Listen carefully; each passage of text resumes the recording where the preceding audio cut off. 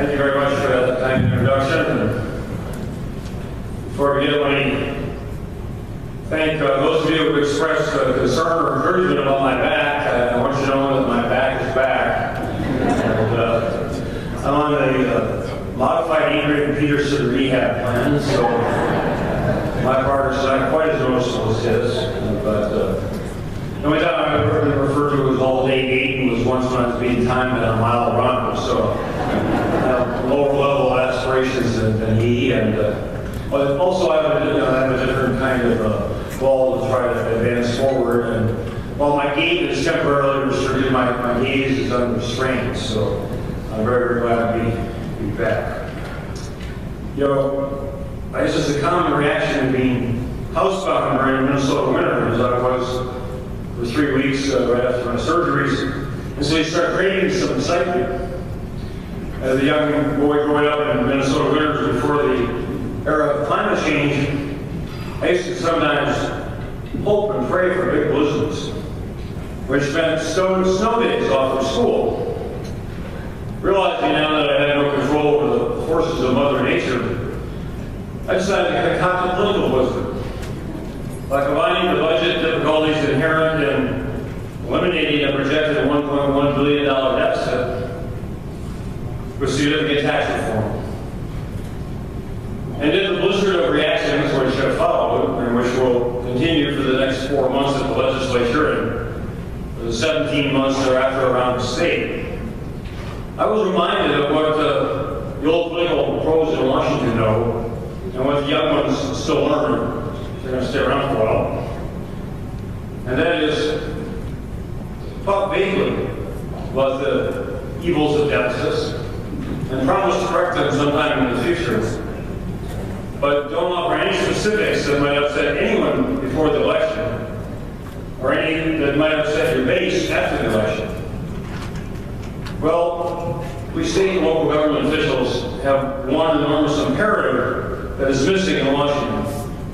We have to balance our budgets. And absent a sizable and prolonged spurt of economic growth, eliminating our deficits requires us to raise taxes, reduce spending, or do both. But those seem to be the third rails of politics today. Touch one of them and you're politically dead. Which is why the last decade of Minnesota state government has featured almost every third rail avoidance possible. Minnesota governors and legislators have used borrowing, shifting school payments, delaying business tax reimbursements, raiding dedicated funds, and numerous other, quote, one-time fixes. Now, I promised the Republican caucus when I met with them on Tuesday that I would stop using the phrase games and gimmicks to describe these formal practices. But after reading their remarks, I've now decided to condition my not doing so. They're not accusing me of trying to raise everyone's taxes. But all of them are intended to avoid or postpone tough, unpopular taxing and spending decisions, and then to pass them on to future governors and future legislatures. Which is why when I took office 2 years ago, the state budget forecast then projected a $6 billion deficit for the current biennium, one we're in now.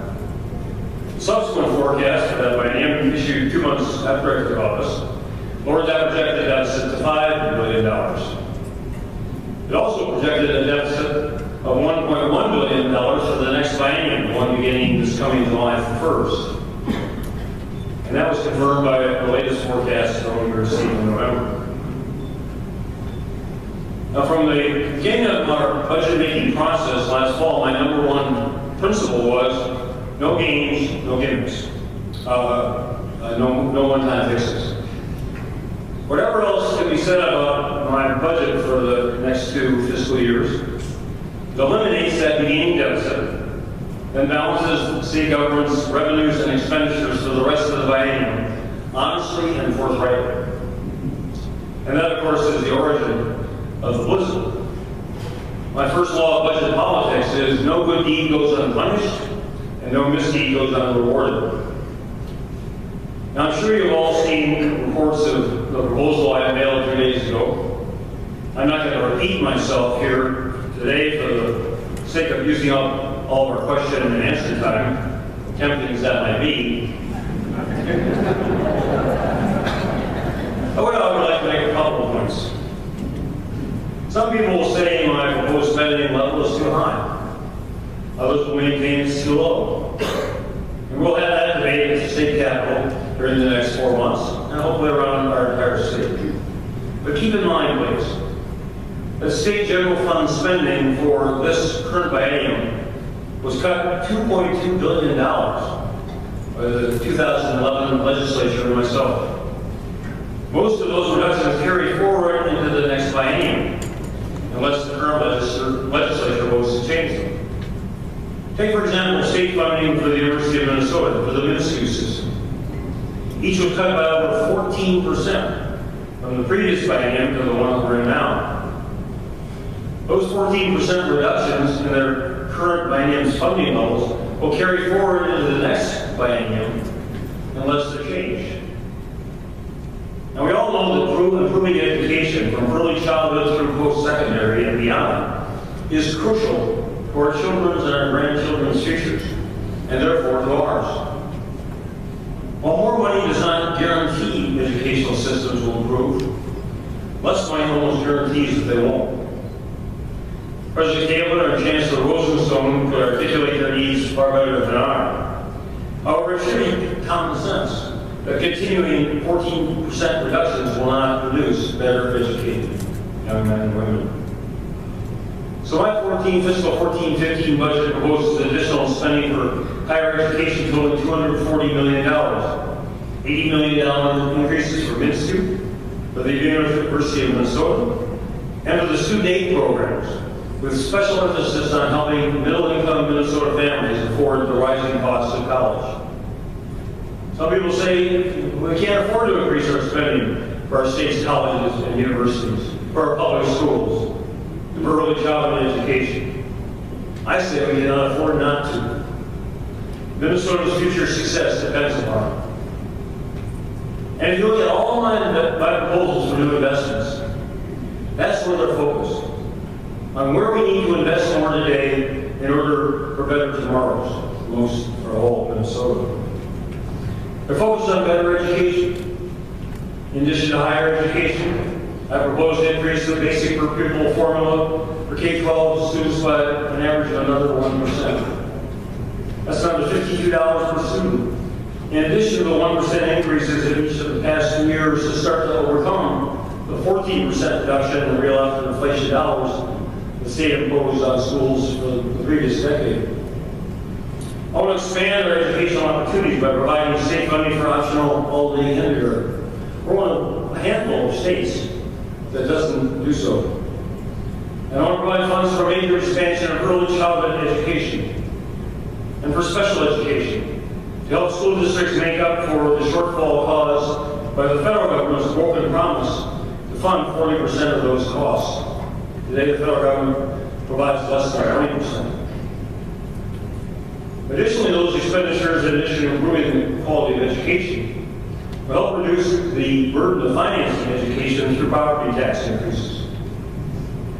And to help reduce property taxes further, I propose increasing local government aid funding by $80 million and county program aid funding by $40 million. To, again, make up for part of the cuts that those programs have suffered. Cuts which should reduce local services and force property taxes even higher.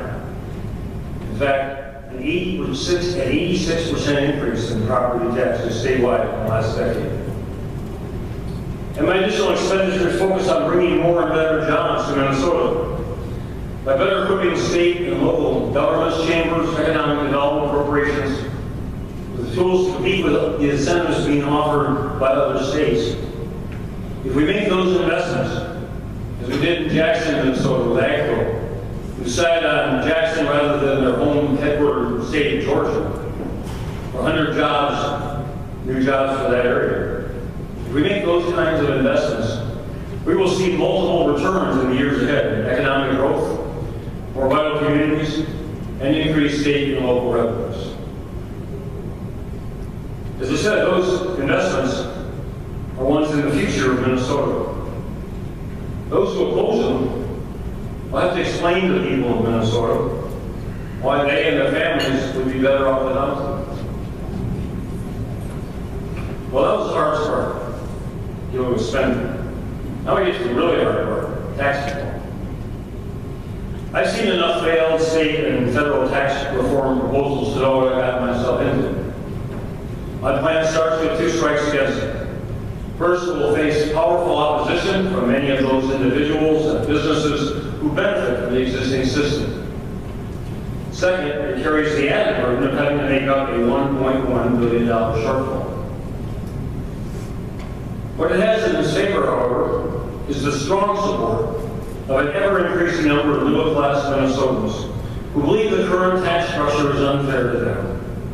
And they're right.